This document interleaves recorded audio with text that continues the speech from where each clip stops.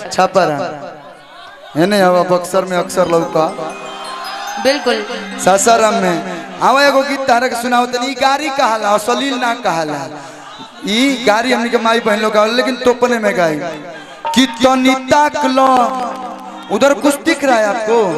अच्छा तो तनी ताकला वाला गाना तो लड़का के लिए होगा ना कि आप मारो में आए हैं शादी करने के लिए तो हम ना गाएंगे। सुना एगो बहुत बढ़िया चीज है कितनी ताकला देवलिया पका लिखल बा तनी ताकला एतवार लिखल बा कि सोमार लिखल बा हई कलुआ के बहिनी के भटार लिखल बा तनी ताकला रहरी के तीन गो पाता तीनों का चनारा जी।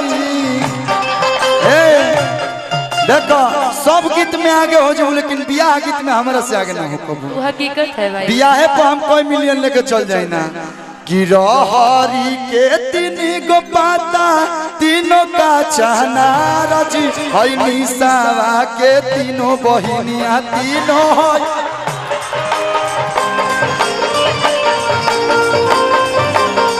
देखो हम नहीं कि बोले सब भाई लोग जाना चलो एगो हिया ऐसन ऐसन ये खाली घुलटिया मारे नहीं आ एगो हिया खिलाड़ा जी आ छोट की हिया छाट देवे पतैयार जी हई छोट की हिया छाट देवे पतैयार जी।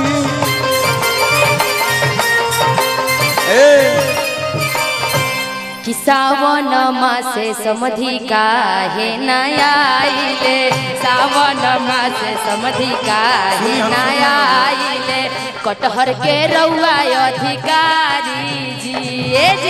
कटहर के रउआ अधिकारी जी कटहर के छील छील मुँह में खियाई दी कटहर के छील छील मुँह में खियाई दी छिलका ठुसाई त पिछुआरी जी छिलका ठुसाई त पिछुआरी ए जी सब के रउआ अधिकारी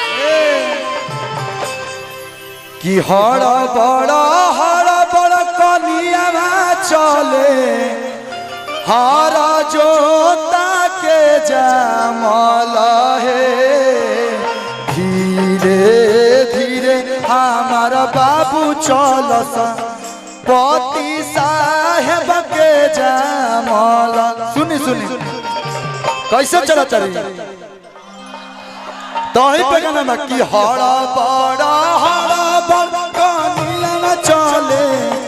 हर जोता के जामल है धीरे धीरे धीरे हमार बाबू चलस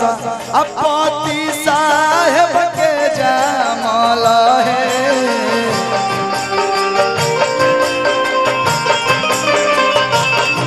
पति साहेब के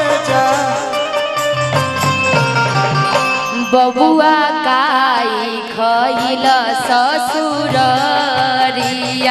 बबुआ काई आमा बासिया भात खाटा दहिया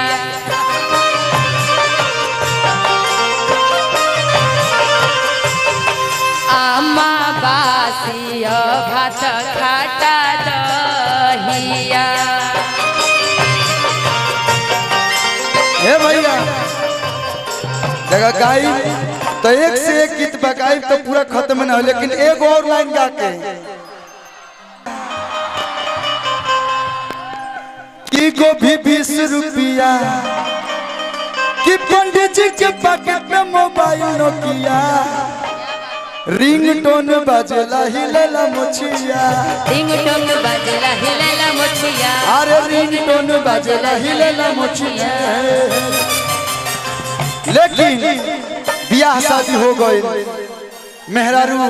सेज पर पहुंचल बिया पहिल का दिन का होला सुहाग रात लड़का मई जाना तरह सा लड़की गइल बिया सुहाग रात के सेज पर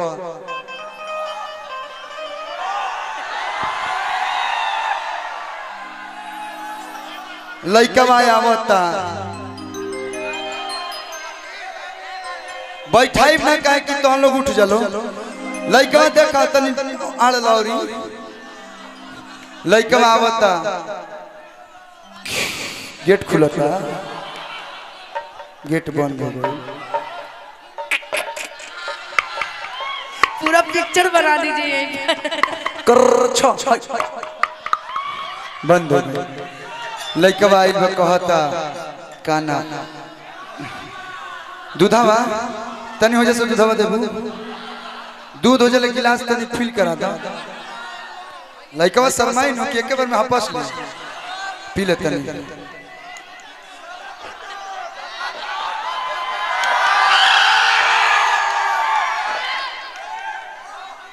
हम पिया ही पी गई पूरा दूध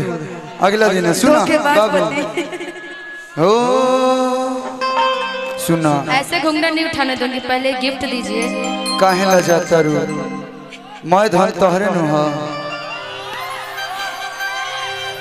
लइकवा कहता कि घुंघुटा उठाव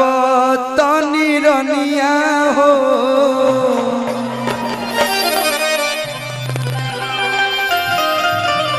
कि घुंघुटा उठाव तनी रनिया हो धरती के चांद देख ली है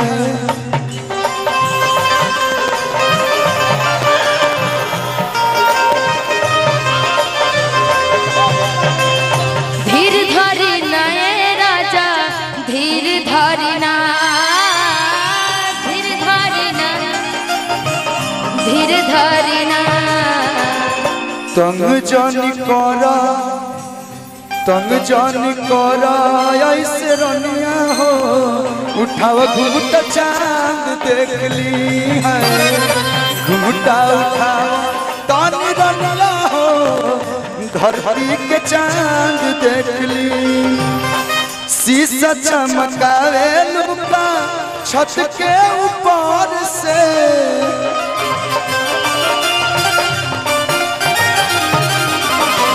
प्यार जब करे के बात बहरिया घर प्यार जब करे भैया सुन ले पहले नो